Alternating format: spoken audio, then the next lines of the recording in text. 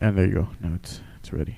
Aliens on the border. The Army Air Forces has announced that a flying disc has been found. Faster than light, spaceship of the future. By direction of the President of the United States, Stay in your home. Is it human or inhuman? Earthly or unearthly? Born in that swirling inferno of radioactive dust, there is no word to describe them. we may be witnesses to a biblical prophecy come true. Why is it that we usually ignore the fourth dimension? Is this the human race of the future? Aliens on the border. What's up, people? It's motherfucking show day, Thursday. It's just Roger and I chilling. Roger's wearing sunglasses. So, He got a haircut finally. so Looking real French. real papi. Real Frenchy. You know? What's up, baby? What's up, dude? Going on, dude? It's the first time you're back on. I feel like you're a new guest on this. I don't know if you've ever been on Aliens on the Border before, but Hey, what's up? My name is Roger Namides. I'm a podcaster. I'm a comedian, writer, photographer, billionaire, playboy, philanthropist. You know, I'm just I heard y'all needed help with views and stuff because I haven't been on in a while. So here I am. thank you, dude. Thank you for coming on and bringing your fucking clout with you. Yeah. Because it was very much needed. Heaven knows. Heaven knows. Yeah, man. Sometimes I just do stuff to help out people, you know. All right, now that's enough of that. What's going on, guys? How's everyone doing? I had my sunglasses on, so I needed to be a douchebag for a little bit because I was indoors. Yeah, so today it is September 26th. It is show day. We have the real ones. It's going to be the last episode that you guys saw. If you did see it, was who was on that one? I don't even know. It was everyone from the showcase except Peralta and you. And Eric. So not even everyone from the showcase. yeah. It was Aaron, Orly, myself, and Franny. Oh, okay, cool. Yeah. Franny was on. Dope. And we pretty much talked about a bunch of stuff, like a couple of specials that have been out recently, such as the Paper Tiger special from Bill Burr. Oh, wait, are we talking about this again? No, I'm just going over the shit that we talked about because you were on there, okay, 'cause you were right. here. Oh, no, I saw that But part. you chimed in I did, on the yeah. chat. We tried to get you on via Skype with the power of Skype, but it didn't happen. Yeah, well, I called Franny and he ignored my call, so. Yeah, because we couldn't hook you up over here because we didn't have his dong hole. Oh, that's right, yeah. Yeah. Fucking, that's great. iPhones, man. iPhone, dude. iPhone, dude. You know, they came out with the 11. They now have like more than one I don't camera want to on talk it. about that shit. So it's ugly as fuck. By the way, I saw that this nasty ass iPhone looking. Right. So today it's just me and Josh, man. We haven't done a one-on-one episode, I think, ever. I mean, aside from the announcements that we had, which I think is what we're gonna kind of focus on a little bit on this episode. If we're gonna make it an episode, maybe a little bit of a short-winded one because we got some work to do. Yeah, we got a little setup to fucking get. But right, yeah. So today is show day at Happy Hour Downtown Bar. In case you haven't heard already, we have a pretty cool lineup. It's Josh is hosting. We've got Orly Valdez, we've got Eric Barra, we've got Robert Peralta. All three of those guys started up at the Mic Drop, starting off comedy there, and they're I think who is it? Orly and Barra and Josh actually are making their showcase debuts, and then we've got, of course, Franny, me, and Aaron. So that's it's a pretty badass lineup, dude. I'm pretty excited for that. Yeah, it's the first All Laredo lineup in a hot second, at least for the Comedy Happy Hour. I mean, right? Yeah, for Comedy Happy Hour. For Comedy Happy Hour, the last time it was an all local thing was by mistake. Yeah. Oh yeah. Were you there for that? I think I was there for that one because I know you were on and Franny was on. Yeah. Aaron was on as well. Josh was too. Josh McCulley and and Esteban, I think. Oh, and I think Fred was on that too. I don't remember. I might have them mixed up. I don't know. But it's been a hot second. It's been a hot second, and there's gonna be some fucking fire flames that will be dropped. I'm sure, dude. I think everybody's kind of hyped up for it. I know I'm bringing out a couple of new things that not new. They say I want to say I'm bringing about eight minutes worth of new material to this, so I think I'm pretty excited about that. I tried them out at the Cold Brew open mic this last Monday to kind of time it, and it had like exactly 8 minutes. So I wish the Cobra open mic would attract more people on a Monday. I want to kind of like keep making an appearance there. Make it just a thing now. It used to be my thing all the time that I'd head over there. But I still go, but I used to always like stay for the karaoke. Maybe we should have them on so we can kind of push it. Or yeah. Or we could just push it here. It doesn't matter. Yeah, there's comedy open mics throughout the week. It's Mondays. Every other Monday. Oh, okay. Every other so Monday. there was a Monday. This Monday they had one. Next Monday they're not gonna. The one Monday after they will. Yes. Okay. You can follow Radio Funny and check that out. Then you've got the Frontera Beer Garden ones that happen weekly on. Now, is that still gonna be an open mic or is it now an improv thing? 'Cause I know that Joe Alex was. So Joe Alex did so the Radio Funny has their story time mics, which I have yet to be to one, but that one's just kind of like you getting up there telling funny stories. That one happens on Saturdays. Chetty shared the video. Dude, she's so cool. Like, she's like a big supporter. Yeah, man. She's always down for the cause. What's up, Chetty? How you doing? Thanks, everybody who's watching right now. So we're talking a little bit about the show stuff. The comedy open mic, things that you can catch.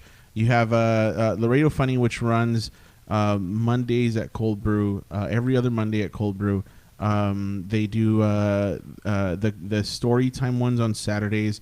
I think. Where is that one at? That's at Frontera also. Oh, okay. And then I don't know when the improv one. The last time that there was one, it was last Thursday. Yeah, but I don't think he's not going to make it a weekly thing. Oh, okay, apparently. Okay. So, but Frontera also not Radio Funny or anything. It's just an open mic that happens. It's a variety mic, which means you can do poetry.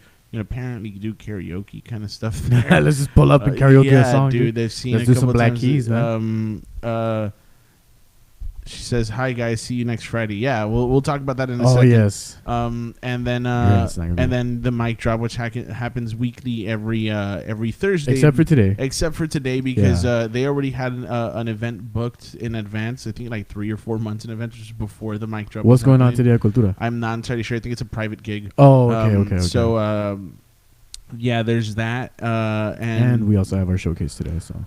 Right, we have the showcase today, which you're 9:30 looking to get your happy hour. Yeah, $5. Get your comedy fix. Come see us. Come support. Give me some gas money. So then next week we've got 4DF, man. That's next week is a huge Fourth Dimension Fridays. I kind of know why. I feel like there's a little bit of a buzz around it for this next one. Why?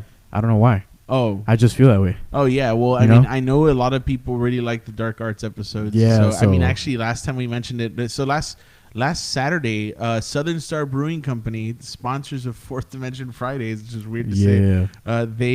They summoned us. Yeah, they were like, "Hey guys, we need you." Cultura summoned us to do a hosting gig between the sets of Arcade Hustlers, which was a great band, man. They were so good. They were fucking good. So they shout out to them, by the way. Yeah, they would play their sets. We'd get on in between, raffle off some glasses, talk a little bit about encounters of the fourth kind, third kind, fourth. Yeah, and everything was cool. Everything was cool to see, and we when we mentioned that we were gonna have the topic of the dark arts, like 2 tables cheered. They're like, same, bro. Yeah. So on next week, Roger's gonna be doing this thing out of town. I have a show in Corpus. Just being a fucking comedian. Yeah. And so filling in for him will be Pickles, the host of the Open Mic podcast, and demonologist extraordinaire. We're gonna go balls deep. Gabe Rodriguez will be featured on this next Fourth Dimension Fridays. He actually did the flyer work for us, and it's a really dope flyer. It's up everywhere, and he's getting a special guest on it. And the name escapes me, but this guy is also like a aficionado of the dark arts, right? So we're gonna get into it. We're gonna be talking about paranormal shit. We're gonna be talking about scary shit. Nichols has got some crazy stories, man. So he went across Mexico and interviewed a bunch of brujas and shit in Mexico, so that's legit. What? So he's brought up several stories from like that happening, but he never mentioned once that it was a collective thing where he fucking interviewed a bunch of them. I was like, he would just like sprinkle in stories. I was like, that's what the pretty fuck, cool, ho? Man. Why are you holding out? He's holding out. He was holding out for something like for this. real, he was like, I'm ready. Yeah. And then also along with the in the Halloween podcast. spirit or what have you, we're gonna go with the launch of Fear on the Frontera. We're gonna drop the same. Right. We're gonna start with the same 6 ones that we had last year, excuse me, along with a lot of new ones. Shout out to the people that reached out to like voice act and shit. We got a couple of fresh takes on some of the stories that we'll be doing, and we'll be actually starting production on that this weekend. So yeah, that's gonna start dropping next Tuesday. Will be the first. For those of you who don't know what Fear in the Frontera is, even though we've mentioned it quite a few times, last year we did a little run, a sporadic run of basically your scary stories narrated by us. Basically, we're looking to get more people to voice act this time. That way we can kind of ramp up the production on that a little bit. Should be a lot of fun. And yeah, so if you have scary stories of any kind, submit them. And we'll create a little thing about it. Create a little thing. If you want to bring them in well written and have us, already narrate it just the way you wrote it, that's cool. If not, send us like the premise of it, and I'll try and like spruce it up a little bit, and we'll make it a story. Yeah. So there's that. But dude, I don't know, man. I don't know how I've been. So obviously I was at work earlier today and shit. But I've been in a weird space where I think I'm nervous. I don't know. I'm not sure. Nervous about what? About tonight's gig, dude. I'm never nervous. I pride myself on being like rather calm, cool, and collected most of the time. Like even when I initially started going up on stage and shit for like comedy. Yeah. I was just like, whatever. They're two different monsters. I'll tell you that much. Yeah. Because I think when we started off the mic drop, one of the chief things that a lot of people were saying was like, this crowd is a lot more different than other crowds that happen or whatever. Like it's supposedly that the crowd that we get at the mic drop is really easy to get a laugh from. I've never once thought that at all. No, I think it's a tough crowd, man. But sometimes it's a tough crowd, yeah. But I will say that that showcases, especially paid showcases, when the people are there for the comedy, it's more or less the same thing.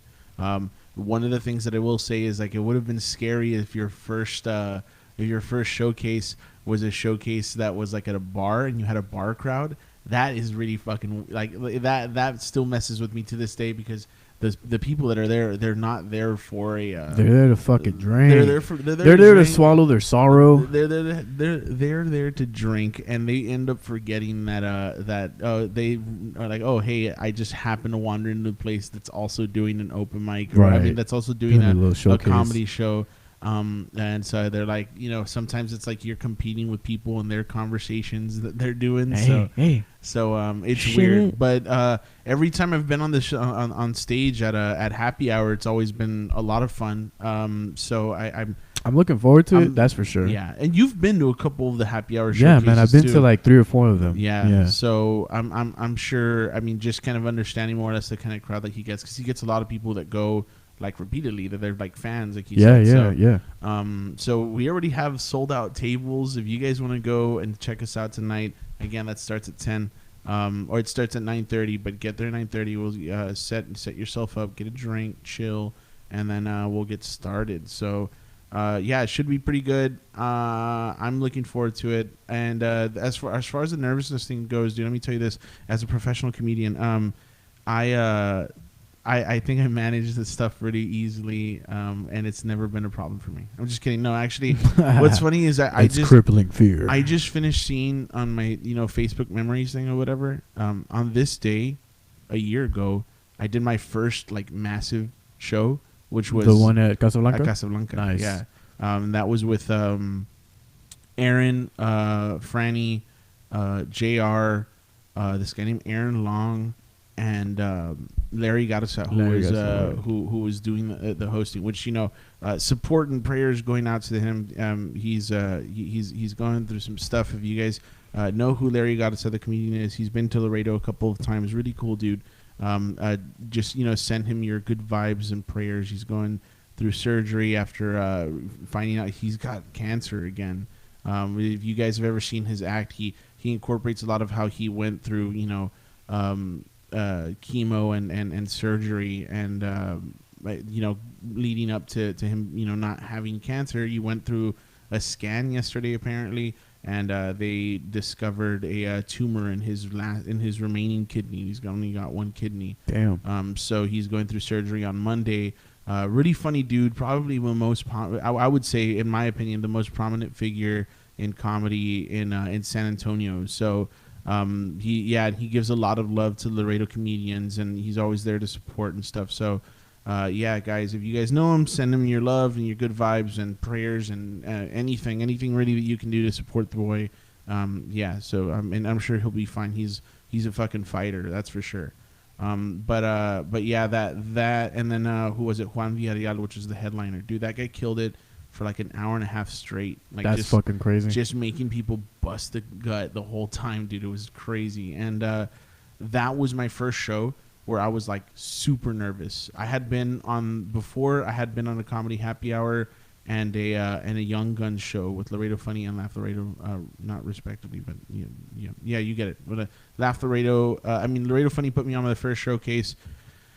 It was a Young Guns one. I went up. I think I did like 5 minutes, and it was just like, it was 5 minutes, and it was huge for me because it was like the first time that I ever did something like that. And getting on there, like the crowd was just super supportive. Had a lot of friends in the crowd, so it was fun. Then I did a comedy happy hour. I think I did also like 5 minutes up front. That was that. I did 8 minutes for that showcase, and then I started doing 10ers. Started doing 15s here and there. This is the first time that, I'm doing a 15 to 20 this time. But I think they cut it down to a 15 to 17, so everybody else can get like a 5 to 8, which I think is really cool. I was like, I'm good. Give me 5, motherfucker. That's it. That's all I need. Yeah. It's but no, yeah, man. I mean, it's good that you're nervous because you're nervous for the right reasons. That you're gonna get up there and you want to kill and you want to right. I think you've got an important job. I'd be nervous because my first time hosting. I like being that asshole that everyone's looking at. So I'm good with the hosting part. I'm more so like, fuck, I need to get the right bits into the set and everything. Right. That's my main nervousness. Not the hosting, not so much because I fucking love doing it. I had a blast doing it at fucking the mic drop. That was fun as fuck. Yeah. So like I feel alright about the hosting part. Like the only thing that really fucked with me was like yesterday when Aaron's like, we're not gonna do music, and I was like, no. In my mind I was like hyping myself up, like, okay, I kind of have this idea of how I want the flow to the night to go, right, to set the tone with like. I think it's because last time he ran into some issues. Yeah, that's what he told me. And I was talking to him yesterday after we did the whole 107.3 thing, right? And he was like, yeah, we're not doing music, and I was like, bro, no, we're gonna figure this out and we're gonna fucking do it. So yeah, shout out to Diabetic Jesus, coming in very fucking Raul clutch. Seca, I think he's watching right now. Yeah, what's up, Raul? How you doing? I'm gonna see you in a little bit, and we're gonna link up and make shit happen. And so, yeah, man. I think it's cool, man. The whole like you're gonna start understanding if you do like, and I know you're taking it seriously now. I think I gave you some shit at the beginning because I didn't think you were taking it seriously when you were getting into comedy, but. Yeah, when you get in there, your job as the host, feel out the crowd, bring the crowd up if it goes down. I think depending on who's running, it's so much fun doing hosting gigs, man. It's fun, especially because like, you interact with the people, and like a good host will read the crowd, tell these people like exactly tell the comedians exactly what they're gonna look at, even though they're already supposed to be doing that when you're up there hosting. And then there was just one time, I think it was actually a show with Larry Garza where Larry was like, dude, get this person off the fucking stage. Right. I remember you told me that story. And those kind of things. Like it's funny, like having these interactions with other comedians, and just kind of getting used to the whole dynamic of the thing. That's that. But yeah, man. So enough of that about that. Come see us. We'll reiterate that a little bit. But yeah, man. So what's up? What's been new with you, dude? Not much. Fuck, bro. I don't know. I see you like almost every day and shit. Talk to you every day. So we don't talk every day though. I think I do that. I do that on purpose, where we don't keep up with each other because I think the chemistry. What you talking about? This fucking group chat is popping off every day. Yeah, dude, but I don't tell you what's going on, dude. Like, I guess my fucking life. Well, I put it on there all the time, so. Then never mind. Just kidding. I've been watching a lot of this series called Abstract because I've been like kind of getting into the little art stuff a little bit more. I'm actually, you know what? October 3rd, that's next Thursday. Well, not only are we gonna have a mic drop, but I'm doing an artist talk Thursday with Diego, Diego Canales. Ozotso, where I'm doing an artist talk, and that's gonna be interesting because I've always liked having these kind of talks whenever we have them here on the show. Actually, a big part of the way I'm preparing for this one is I'm just going back and listening to the episode we did with Diego, because a lot of those questions and a lot of the stuff that we kind of led into was on that. So we kind of want to balance his like artistic content with like the drive, the philosophy, and like the personality that he puts into his stuff. So we're kind of just looking at that. But yeah, man, that's gonna be fun. But I've been watching the series Abstract on Netflix, and it's been a lot of it talks a lot about that, like just like the balance in general with like, you know, artistic drive and direction and all that kind of stuff. And I saw this one that kind of blew my mind, man. This guy was talking about achromatic light, which is a light that looks yellow, but realistically what it does is it neutralizes every other form of light to make it so you don't actually see color. So if we were to have like these lights here as achromatic lights, the room would look yellow, but everything else would look black and white, which is insane. Like I never considered that as like a thing. And so this guy made an exhibit. Some sci-fi shit, right? Yeah, there. This guy made an exhibit where he I forget the guy's name. I need to look it up. But if it's episode 1 of season 2 of Abstract on Netflix. Really good fucking series. If you take a look at this or whatever, there he sets up an exhibit where it's just one massive white room with just a bunch of those achromatic lights at the top. So when the people walk in, literally they're looking at themselves and they've got no color. Like they're just black and white. Everybody and everything, all their clothes, everything. It's just darker shades of gray and darker, you know, like just the monochromatic as fuck. Monochromatic, yeah. So it was mind blowing, man. And this guy was talking a lot about how like, yeah, it's you when you do that, it triggers something in people where they're looking at themselves and kind of like mind blown that they don't have any color to them. And you know, people take it in different ways, you know. Some people it's relaxing, other people it causes anxiety. And he was like, when I first put together this exhibit, whatever, the guy was like, I'm not gonna let you just put a white room with some lights up there or whatever. Like, why don't you just put a red rose in the middle of the room, and then that way people can see that it's not a red rose anymore because it's got that. And the guy's like, no, because then it's about the rose and it's not about the fucking experience, you know. So it's a really cool series. I've been watching a lot about that kind of stuff, just to kind of get prepped for next week. I've been on like a tear with just like listening to Wu-Tang and watching that series. That's been like my whole thing the past couple of weeks. Just because it's like so near and dear to me. Like they're one of it's like Nas and Wu-Tang and like Jay-Z and shit. That was what I initially got into when I started listening to hip hop, like really listening to hip hop, you know, like 5th grade, 6th grade. And you know, I've just been fascinated by that. And then me and my homie Picasso, he's been on the show a couple of times, and he used to be the co-host before you. I remember I introduced him into that, like when I took a trip with his family to Garner. We fucking started listening to like Enter the 36 Chambers, and then we just went on this trip just like digging for new hip hop shit that's just fucking catch that feeling, bro. A good segue into like, all right, if you could give me I already know mine, so if you want to take time to like think about yours, but if you could give me like one album that you could listen to the whole way through and like never get tired of it, like what would it be? Probably Nas. I Am. Oh no shit, Nas. Yeah. Okay, cool. So you're more like on the hip hop side then, because we never really. That's actually, you know what? This is an episode that we had planned to do where it was. Oh yeah, we were just gonna trade back and forth albums. Back and forth, yeah. All right, give me some of yours. King Cruel, The Ooze. Right. So I would describe it as spooky jazz. Spooky jazz. Yeah, man. So like 2 years ago, actually around this time, The Ooze came out, or it was I think the first couple of things were coming out where it was just like the single tracks and stuff. And the Ooze was it's weird. It's such a strange album, but like everything in there is just so perfectly placed. And there's just one called Midnight Sea Diver or something like that, where that track in there has in the background somebody like muttering the whole time, and I was always like, what the fuck is that about? When I kind of dived in a little bit more and started to like watching interviews and like seeing the live performances and all that stuff, King Cruel, his name's Archie Marshall, he says that in the background, the person that's muttering, they're muttering a poem in Russian.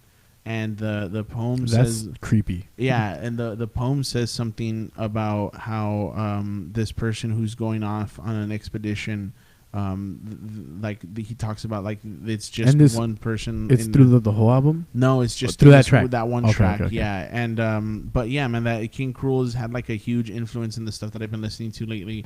I don't really, you know, what's interesting is I don't really think that like a lot of that stuff affects anything like that I talk about at all. I think I just listen to it and I like it, and that's that. Like you just fucking take it in. And yeah. You're like, all right. I've yet. It enhances like your experience. I've yet to do a bit about music, which I probably should. But with me, like my whole thing with music is that I feel that like my taste is better than everyone else. I'm a fucking musical snob. Oh, it's okay. In a certain sense, you know what I mean? Yeah. And I'm like, what the fuck are you listening to? Like, that's not good. Like, change Like that what? shit. Like, for example, I'll be in a car with someone and then they'll just play like, I don't know, like Imagine Dragons or some fucking stupid shit like that. Like fucking, they'll just start listening to maybe, I want to name something, but it always end up when someone's playing like some form of hip hop. Let's say, for example, they start playing like Migos or something, and they're like, yeah, man. And I'm like, what? Well, that's like, all like the mainstream stuff. Yeah, anything in the mainstream. I guess that's my. There's that's some my point. good I'm just mainstream like, man, stuff. Fucking, And you know what? I'll say this: Migos is probably like one of my guilty pleasures, man. Yeah, like there's. I couldn't tell you how many times I listened to the song Stir Fry. I don't know why. Because it's catchy as fuck. And like it's not. I guess because I approach it in a different way, and for me, like it's, I like the because I grew up with like listening to Nas, so like one of my biggest things was I always pay attention to the lyrics, right? So for me to like just listen to fucking just like one syllable, like red, like that, just like that simple cadence is just like so rudimentary that I just feel like it does nothing. So right, you, to going you from prefer, like you prefer the more like lyricism. Yeah, like I like there's a balance where you can have both aspects of it, right? Like where you can you know, like flaunt or like, you know, just fucking flex or whatever, but you still have like a delivery of it, or like you're framing the idea in such a way with your words that it's like I feel like you can pay attention. You know what I mean? Your music taste, as much as you want to say it isn't like super like mainstream, it's still it's still kind of like, how would you say, the more known stuff on top of like the good rap, I guess. It's like Nas, like everybody knows, like Nas, Wu-Tang, all that. Oh yeah, I mean that I'm not saying that I listen to like unknown shit. Okay, cool. So not like obscure stuff. No, I'm just saying like I like quality. Like I don't care if it's obscure or if it's mainstream. I want it to be quality. Right. Right, like it could be fucking. There's just one like album. MF Doom. It could be fucking like whatever. MF Doom's still also like. There's just one guy named Larange. He's actually a producer, but he works with artists like Blue, and I think this other guy's name is Jeremiah something. And they formed a group, kind of like in the same way that like Danger Mouse and CeeLo came together to make that Gnarls Barkley song, that Gnarls Barkley stuff. So the producer and this guy, I want to say the guy's name's Jeremiah. I don't fucking remember, but they got together and they did something called Marlowe, and it's just like Marlowe. And this album I listened to like front to back, dude, like 100%, and I jammed it. I couldn't tell you like how many times last summer when it first came out, and I was just so fucking in love with that album, dude, because everything from the production to like the lyricism and like the messages and stuff, everything about it was just fucking great. And it wasn't one of those things where it was like, oh dude, like I'm so fucking exhausted of listening to this stuff. Everything had like some like dude's got a good flow.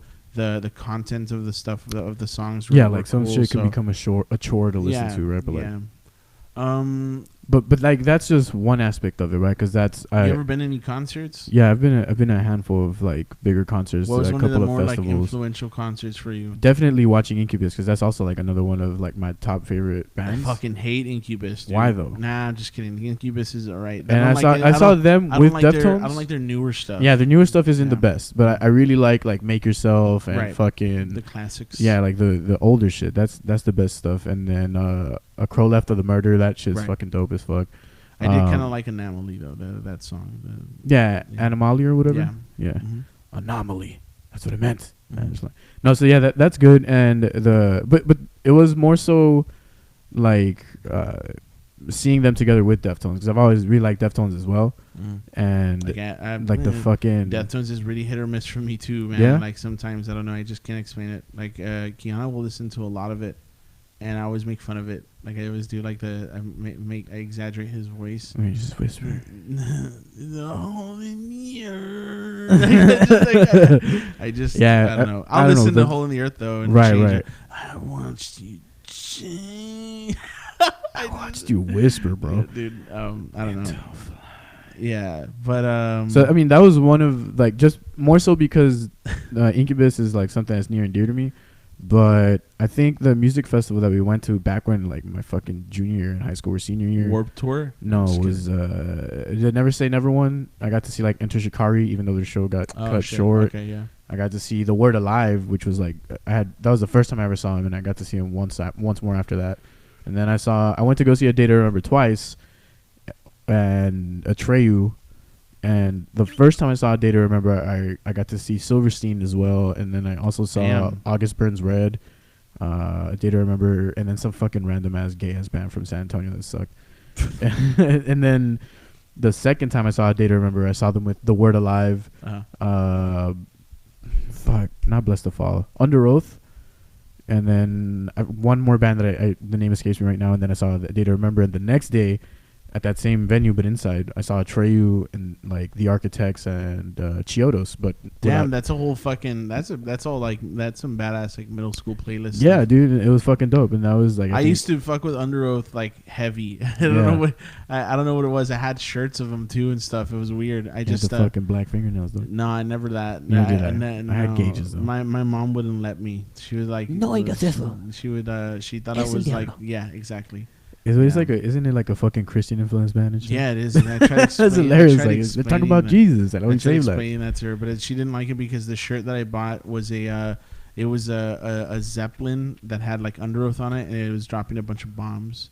That was the shirt. Dropping truth. And and my mom was like, oh, if they're so Christian, why do they have shirts depicting war? I'm like, dude, it's just a design, dude. Like, chill. But yeah, But no, I mean, like, there's some. I can't think of like. Well, I mean, my favorite concert, I think like the one that I got the most rowdy at, and I guess the one that I got like the most from was because like I was listening to him so much at that time was Mac DeMarco. I went to go see him. Oh yeah, you talking about last 2 years ago. In Austin, right? 2 years ago in yeah. Mm-hmm. Yeah, in Austin at Stubbs. I'll tell you one of the probably what I would have said was my favorite experience that I missed out on because I'm fucking retarded was Chicano Batman in Austin. And I had the tickets and everything. My brother was like, I'm not be able to make it. Here are the tickets. Happy birthday, because it was around my birthday. But I was with the Mank, with Fat and Racist Allen. Allen? And fucking... When did his fucking name get it just fucking I thought it was out. Allen Streets, man. Nah, like, bro. That's always... Nah, dude, his original name is Fat and Racist. But, yeah, and I was like, let's go. Like, I got one ticket extra. But they were like, nah, let's watch these fights. And then I kind of just caved into doing that, which is weird because I never cave into peer pressure. And then so I just sat on my ass and watched some fights that weren't that great. I missed out on that. I didn't go to Chicano Batman. I was like, come on, y'all going to leave your boy down? Like, let's all go. And it was more so because, like, they're like my brothers and shit. So whenever I hang out with them, I want to, like, hang out with them for real, you know? No, so I was like, fuck, like, all right, whatever. I still regret it though. I'm like, nah, but I should have just fucking gone and then like we would have just linked up. Obviously, because I was staying with them, so it doesn't fucking matter. Yeah. But that's probably like one of my biggest regrets. And I would say if I had gone to that, then probably that'd be my biggest, like my favorite concert. Yeah, and then Chicano Batman. Yeah, because they're fucking dope, dude. I want to watch King Cruel live, dude. That like he's got they've got some good shit. Or I don't know if it's just one or King Cruel's the name of the group, band, right? Yeah. Okay, yeah, okay. But I guess like, he kind of embodies the name himself. Like, was it one of those situations where he was making the music and then he got people on to play the pieces? Or I have no idea, honestly. Okay. Like I think probably because he had his name before was Zoo Kid, and then it was Pimp Shrimp. And then it became King Cruel. Right. Which was a play on the King K. Rool from Donkey Kong. Right? Yeah. And what's it called? Yeah, there's a live concert that they filmed to make it look like they were playing on the moon, and it's called King Cruel Live on the Moon. and it was just it's so good, dude. I play it all the fucking time. Yesterday, I was giving Ghost a bath. Actually, dude, that fucking dog lets go of so much hair, man. It's ridiculous, dude. I feel you, bro. I like, and I have to like when I'm combing him, I have to do it while he's showering because like the wet hair, like just getting everything off. Literally, bro. Like I feel like I scooped out more than his body weight in hair. It was fucking nuts, man. And it still won't fucking stop. Like he jumped up on the bed yesterday. And he like sat in my lap, and I was wearing a black shirt. When I moved him, I had like clumps of hair on my shirt. Damn. And that was after like, I was like, all right, well, this is never gonna stop. I don't know how to get rid of it. Some people told me that there's like pills that they can take for that, for like, you know, not de-shedding. It's like, I think it has to do with like their nutrition and shit. Like he eats, and once you go down the fucking rabbit hole for dog nutrition, bro, you're gonna be like, fuck me, my dogs are gonna die. That's your conclusion. Like, you know what? Well, I'm sorry, guys. You're gonna fucking die. Yeah, dude. And like Val and I went down that rabbit hole, and she was just like, "Stop watching these videos. Just stop." So we just fucking turned it off. No, but going back to the whole music thing, though, one of the other albums that I can listen to from beginning to end is "Relationship of Command" by At the Drive-In. That is like I've heard it literally like maybe 3 or 4 times within the same day, just nonstop. Boom, boom, boom. It's just so good, dude. It has like a. Thinking of one that had to do with rap.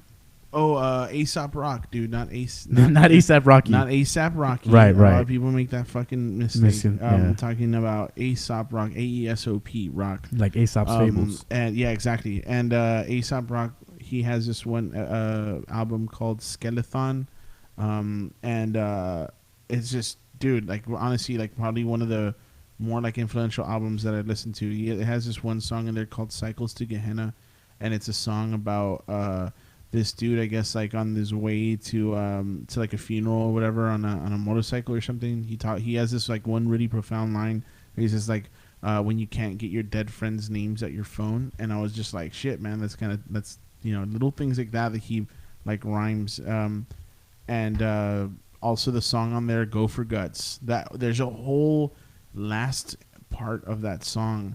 The last verse is just him basically talking about how he's a hypocrite and how he's an asshole to the people that care about him and all that other stuff. Like he says this one line. He says, "I have been acutely undeserving of the ear that listened up and lip that kissed me on the temple. I have been a hypocrite, sermonizing tolerance while skimming for a ministry to pretzel." Like shit like that. Like all these little things that he talks about is just like holy shit, man. Like it was that was like really gut wrenching for me. When like listening to all that, because I felt like I related to a lot of that, where it was like, oh shit, like I call myself like a good person and a good friend and stuff. Yeah, there's a lot of stuff that I disregard when I'm talking to like friends, or I'm not talking to friends, you know, or just in general being an asshole. So that kind of opened up a lot of like the listening value for me. So I would go back to that song a lot. I still do actually. But yeah, dude. What else can we talk about? I had this idea this other day about I'm sorry, go ahead. No, go. I was just gonna say, well, we bombed what 30 innocent farmers. Oh yeah, I don't want to talk about that. Pine nut farmers. Yeah, fuck, man. There's a lot of really like shitty stuff that happens. I try to like avoid. What is this? Let's see what he says. I forgot to mention the most important thing. Holy crap, guys. Holy crap. Let's see what he's gonna say. So we have this group chat called the Real Cuz of Laredo. The Real Baz. The Real Cuz. It was like it changed it. It's been the real bunch of different things. Yeah, it was the last one before this was the Real Faggots apparently. Everybody had this. That one was the best one. For the first time ever, I totally forgot to go to the bank to get change for the door. Fuck. Okay. I mean, well, the IBC on fucking... Tell them the IBC at the mall is open. And inside hey, of Val's Walmart. watching. Hi, Val. I'm in What's your up, baby? house. She probably just got out of work. Oh. But, fuck, what I was going to say. Oh, yeah, so it was funny, like, I forget, like, how much I actually know about, like, shit like that or whatever. And today, for no reason, like, out of nowhere, like, I was not even talking about anything at all. A coworker of mine was like, "Do you think Trump will get impeached?" And I was like, "No." And then she asked me why, so I started explaining everything, and she was just like, whoa, all of that shit happened. And I was thinking, as I was saying, I was like, this sounds like a fucking movie, dude. Like, this shit isn't supposed to be happening in real life. Like, it's so fucking weird. It's fucking weird. Like, the series of events that leads to where we're at right now, just kind of as like the show's canceled, Simon. Just like, kind of like where we're at as a nation and shit is so fucking weird from like since I don't know, man, since the fucking beginning. I don't know, like if you I hate going down this rabbit hole because like this is what I'm all about underneath all the bullshit I always say, and this is like the shit that I've always just talked about, right? Because I feel like how does my thought process is always this: does everybody else know this information? If so, how do we like what? Like, how do we just keep going? Like, if it's not the case, you know what I mean? That's what always trips me out.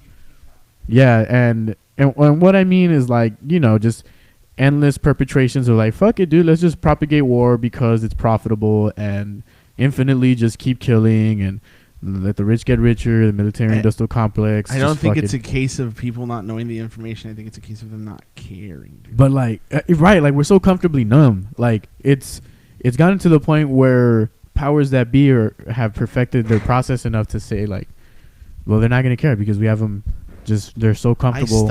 I stopped worrying about the political talk. I stopped doing the political talk for a while because like people just can't have like that conversation anymore, dude. You say something that's too out of line for somebody, right? And then it's just boom, like you're automatically an asshole, and people can't separate political views from like character. Yeah, from fucking and you know, I had mentioned before, like, and I had posted about it a lot. But the thing is that people don't understand, like, people can change their minds, dude. Like, I was information. I was all about like the current presidency when it first began, and then I started realizing more and more, like, a lot of my friends are actually using the platform to be a fucking asshole. Like, it's just as simple as that. That's also true. And it's a lot of people who, like, you know, no, I'm gonna fucking hurry. Whatever. Yeah, dude. Now it's weird. Now that I'm in this whole, like, you know, realm of things for politics, I try to avoid it as much as they can because it's just so fucking annoying.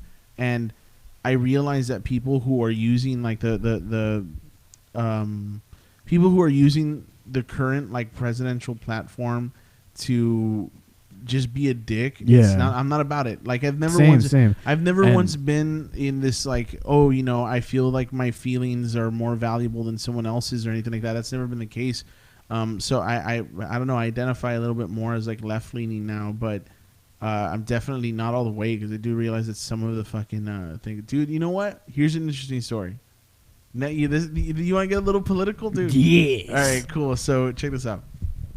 The other day, my friend mentioned that he was seeing a girl for a good while, and by seeing her, he means boning her, right, for a good minute. And this is a friend from out of town. And after a while of doing this, says that one day he realized that something was kind of off, right, and he asked her like, you know, like, what's up with this or whatever, right? Because apparently she had undergone hormone treatment. Turns out she was transsexual. Wait. Is the person in question a biological male or a biological female? Wait. Originally at birth, the biological male. Okay, all right. Anyways, keep. I just wanted to know because I just want to make sure I get the story. Yeah, okay. post-op female. Damn. Right, and so there are apparently people who believe that you shouldn't have to disclose any of that information. How do you feel about that? That depends, right? Like, it depends. I would prefer for the disclosure to be, you know, like, upfront. But it also depends to like what level of like fucking aroundness are we doing? Like, is it like a one-off? Is it a continuous thing? Continuous. Right. Okay. So yeah, I mean, at that point, if you're being intimate with someone like that, if it's one-off though, like, you still think that that's okay? Like, if let's say, like, if I found out subsequently afterwards. Yeah, if you slept with somebody and you found out afterwards that they were post-op, you know. Depends. Was the pussy good or not? That's a good. All right, dude. I'm so confused about that stuff right now because it's like something that I think is becoming a lot more relevant. That yeah, like the harder I feel that somebody asked me, it was like, dude, what if you started dating with somebody and you fell in love and then you found out they were transsexual? Would that change your opinion? Or what if we found out that you were actually a female at birth? Yeah, sure. I'm not. It wasn't. I'm fucking playing. But like, I honestly, bro, it's gonna boil down to like, do I really love this person? Because like, at the end of the day, it's you. I don't know, like, what defines what you like, the person you love. You know, is it just their physical traits that they express, that it so happens to be that their phenotypical expression is like female or what have you? Or is it like, do you love them because of their personality, and is their personality necessarily intertwined with whatever their gender identity is? And you know what the fucking crazy thing about this is?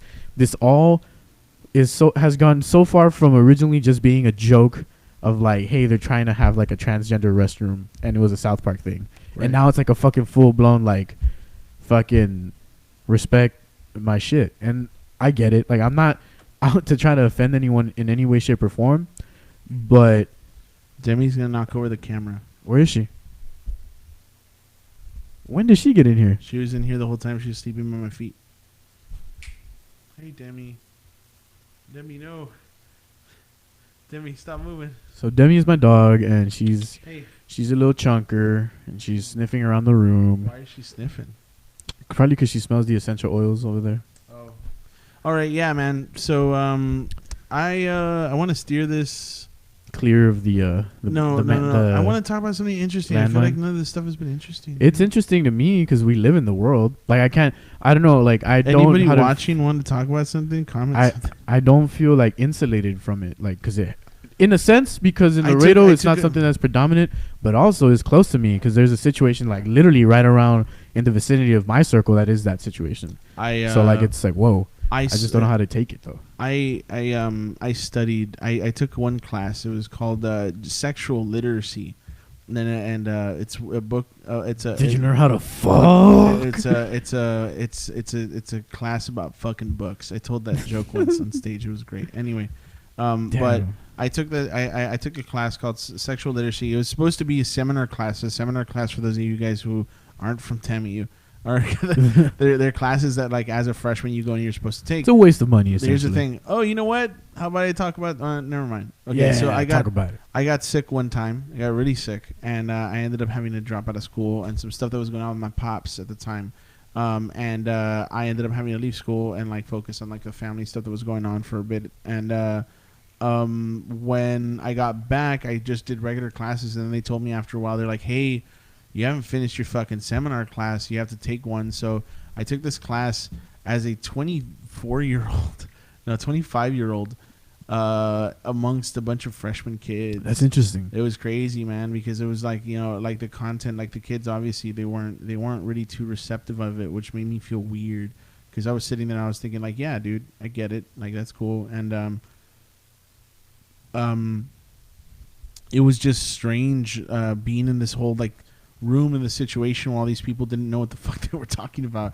And the whole thing about gender identity came up, you know, like gender doesn't equal sex and I don't know what. And it was just like, what? Like, it was like gender doesn't equal sexuality and all this other stuff. And we sat and we had a really long conversation about it in class. And a lot of people were kind of on the same page where they just didn't believe that it had like a spectrum, I guess. They were like, it's either one or the other. Yeah, that's the thing. Okay, cool. Yeah, I don't know, man. I don't know how I feel about that, honestly. The way I've heard it posed, and this is maybe just one perspective, so it's not necessarily the best like take on it or what have you. It's just one perspective. Is from the standpoint that Jordan Peterson argues, the clinical psychologist, author. Crackhead. No. Oh, well, yeah. He's going to some rough times, been checked into rehab. Anyways, so his whole thing, and I guess it's a little bit more specific to his experience in Canada because they actually have compulsory laws or compulsory speech laws specifically at the university where he was at. Like, it's a policy to where they compel you to use the preferred pronoun of whatever anyone states, right? Which, yeah, what is she doing? She's grabbing my shoe and she's just staring at it. It looks fucking hilarious, dude. You see that? Yeah, I saw it. The fuck, Demi? The shoe. Yeah. No, and what he argues is that it stems from this new climate that we've entered that was kind of like right after the First World War, the postmodernist area. You know, where Nietzsche's like, Mm. God is dead. Right. Like there is nothing else. Human progress is not really progress and advancement so much as like making things more convenient and easier to do. I feel You stupid know what I mean? right now. Why? I don't know. I just do. I don't know. Same, dude. Like another thing. Like this person I work with recently went back to school like to finish her engineering degree, and she's taking like fucking programming and a bunch of like dope. I just ass. like I feel like And I'm like fuck. I don't feel stupid. I think I'm pretty smart, but I just think like a lot of the stuff that I want to say or that I've thought of before, but my head's just kind of been tuned on the comedy stuff as of late. That makes me feel kind of dumb, dude. I don't want to be that. I had this whole thing about like eventually I want to. Oh, okay. You know what? Here's a cool fucking thing that happened to me when I was at the Blind Tiger 2 Fridays ago. I was there with Franny and Aaron, and we had a show to do there. And while I was there, it was funny. So the Blind Tiger, for those of you who don't know, it's basically the basement level for this place called the Magic Time Machine, which is kind of like a restaurant / pool hall / I don't know, bar. Sounds like a cool spot. It's a cool place. And you go downstairs or whatever, and they have the stage there, and that's the Blind Tiger Comedy Club. And people there, when I was showing up, I went to go check it out, and we got there maybe like an hour before showtime. And when I went downstairs and I looked, there was some people who were standing there, and there was a guy on stage, and there was just a bunch of people watching him. And I kind of just stood there, and this guy gets up, and he was like, "What's up, bud? Everything all right?" And I was like, yeah, I'm here for a show. I have a show tonight or whatever. And so you on the showcase? I'm like, yeah. He goes, all right, yeah, well, we're kind of doing the thing. That showcase, we won't start seating until like 9:30. So if you could just like go upstairs, whatever. And I was like, oh, yeah, sure. And as I was heading upstairs, Franny was coming downstairs. And he was like, what's up, man? What'd they tell you? And I was like, oh, yeah, they said to fuck off. And they all started laughing, the guys downstairs, and the guy who looks over, he was like, I also said faggot. I said fuck off, faggot. and I was like, okay, cool. And Nice. we went upstairs or whatever. We were outside. I was having a drink, and I was just like chilling there with Franny, and then the guys came outside. One of the guys, he introduced himself to me, and I had already kind of known of him because of the other like comedians that had done shows with him before. His name's Jay Whitecotton. It's a fucking super crazy name, honestly. Yeah, it is. But Jay Whitecotton, and he like sits down or whatever, and I asked him just straight up, I was like, oh, what are you guys doing in there? And he goes, oh, well, we have this really weird way of approaching kind of like a writing session, right? Let me tell you something. I've been to a couple of writing sessions here on the radio with some of the other comedians, and they're very. I've never liked them. Well, not that it's anything having to do with the comedians themselves. But just like they turn into very like kind of like buddy, like let's drink and let's not do anything. Kind of things. Right. And it's not a dig on anybody specifically because I've put together writing sessions with some of my friends before, and it turns into the same shit, honestly. But so this guy, he goes, yeah, so the reason is, so okay, you know what? Let's try this out with you. This is a good thing. Tell me like your favorite joke, the one that you've written. I can't think of any. I don't like any of them, honestly. None of them? The only one I really liked that didn't even work was the fucking Amazon fires one, the Amazon rainforest one. Say it. Well, it's like you ever been shopping and you see like, oh, it's like a 16% discount, 16% off or whatever. So you get a bunch of shit, and you go to the fucking cash register, and then they're like, oh, you saved like $1 and change. Mm-hmm. And you're like, what the fuck? Fuck that discount. Isn't shit. Well, the Amazon only produces 16% of the Earth's oxygen. Oh, okay. Like, I see. It was somewhere in that vein, but like that wasn't exactly it. I don't really have it exactly down. But so that was kind of like one of my favorite ones. Right. And why was it your favorite one? Just because I thought it was funny, because it was like kind of inflammatory, and like I like the way I like doing my comedy is kind of like more absurd. Like yes, it's fucking obviously a joke. Like right, relax. You know what I mean?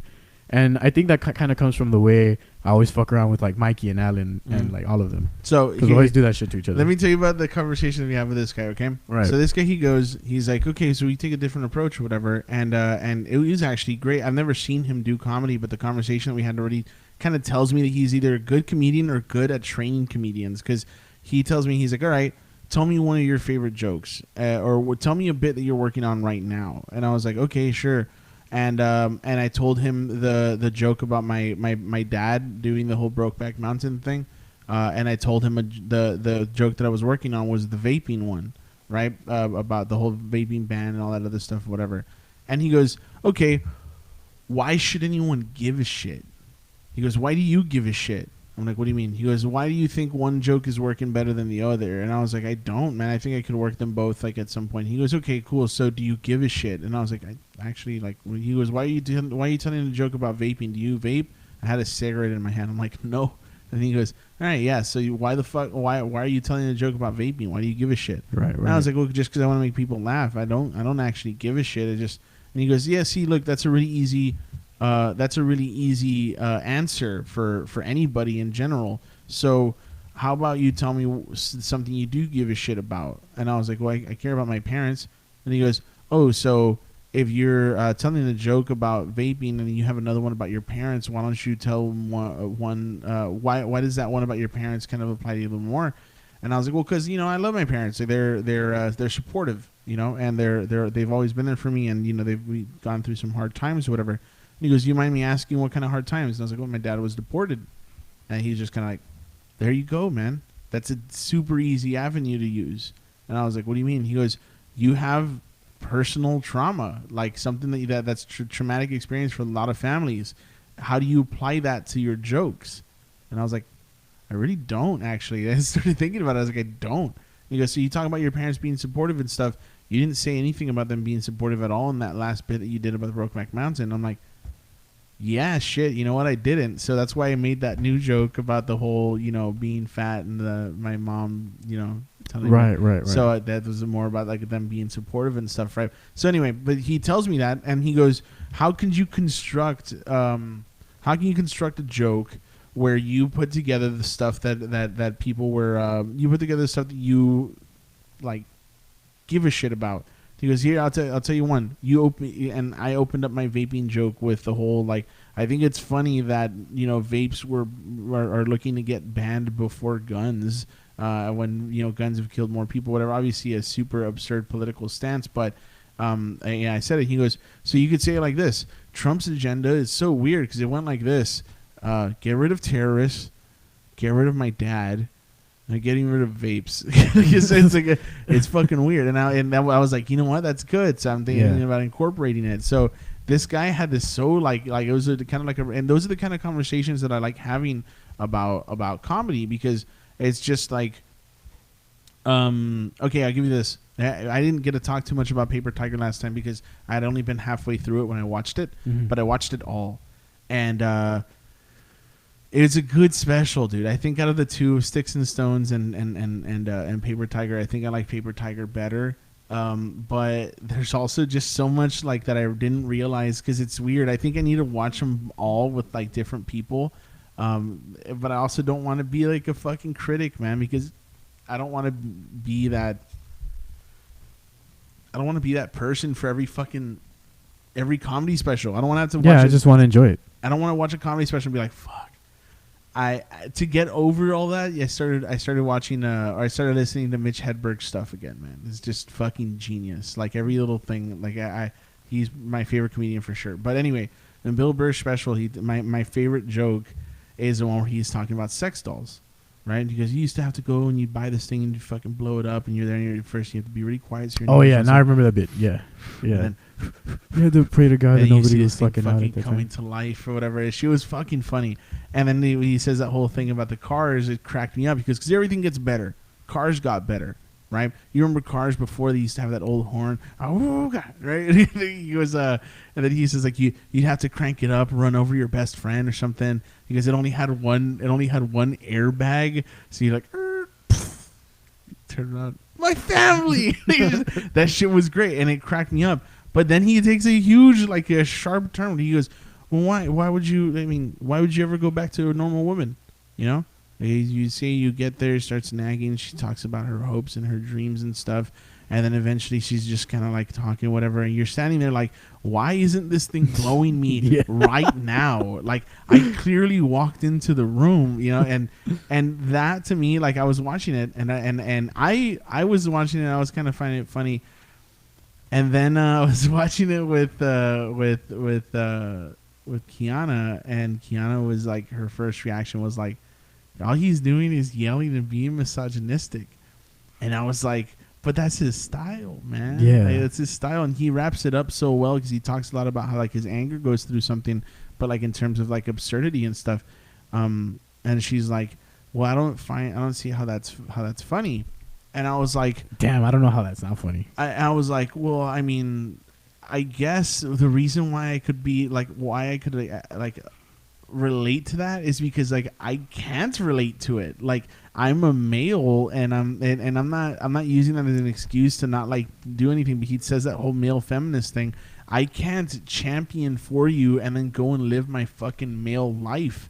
Like, yeah, shit must fucking suck for you, but also I mean, me poking fun at how like absurd or Bill Burr poking fun at how absurd, you know, the male like chauvinist, like misogynistic thing is poking fun at it. I don't see how that's a bad thing. Like he's making things glaringly obvious and talking about how he's wired as a person. I don't think he's saying like he's specifically to move things down. You know, he tells people that they're full of shit, but not to like degrade them or say that their points aren't valid. You know, he says like, I understand if I listen to you, you do this and that, whatever, right? But if you're just there like arguing or whatever, like he says that whole thing, he's like, you're full of shit. You know, if one day there's gonna be a female president who's gonna be elected and everybody started cheering, he goes, you don't even know what her fucking platform is. You don't know what her fucking platform is. You're already cheering. That's what I fucking mean. And he says that whole thing about how like then the first lady is gonna be a man for the first time, and he's gonna try and say something. You're like, no, you shut the fuck up. It's just I get it, man, but it's because it's also like I don't know, the tolerance has just been like in such a weird shift lately. Yeah, for real. I don't even know what like triggered the whole shift. Like, I don't know, man. It's weird. It's so trippy, man. The way that society kind of just leans back and forth. It's always like that whole. It sways like the pendulum. Man, the pendulum swing, man. And I don't know. Watching days fly by as the pendulum swings. Lincoln I don't Park. know what is this fucking thing. Okay. What are they saying? It said get notified when the aliens of the border goes live again. But anyway, yeah, dude. So, yeah, dude, the pendulum swing. This is, so yeah, I was watching that. I don't know, man. I don't think I have like an approach to comedy like that yet. And I think that's what's going to cause me to like grow as a comedian is finding an approach that I think makes it's not only funny, but just like it's profound to me for the reasons that I do it. And I want to find that, so I'm excited for that now. And that's like to speak to that a bit. I've been going over it or mulling it over. God damn it! Hold on. God damn it! Get your bitch ass out of here. Anyway, so I've been kind of like mulling it over in my head because, like I mentioned, one of the things that's near and dear to me is like I don't like calling it politics, right? Because that's one aspect of it, but I guess the geopolitical climate, right? Because it's a little bit outside of just American politics. Okay. But it has more to do so with like, I guess like American imperialism and shit that I believe is just generally wrong or like why, whoa, crazy. Dammy. What is she doing? Just fucking. Wagon. Hey, take that wagon elsewhere, woman. Hey, sit down. Can you sit? Yeah, she knows how to sit, but she knows it as this. Hey, sit. Sit.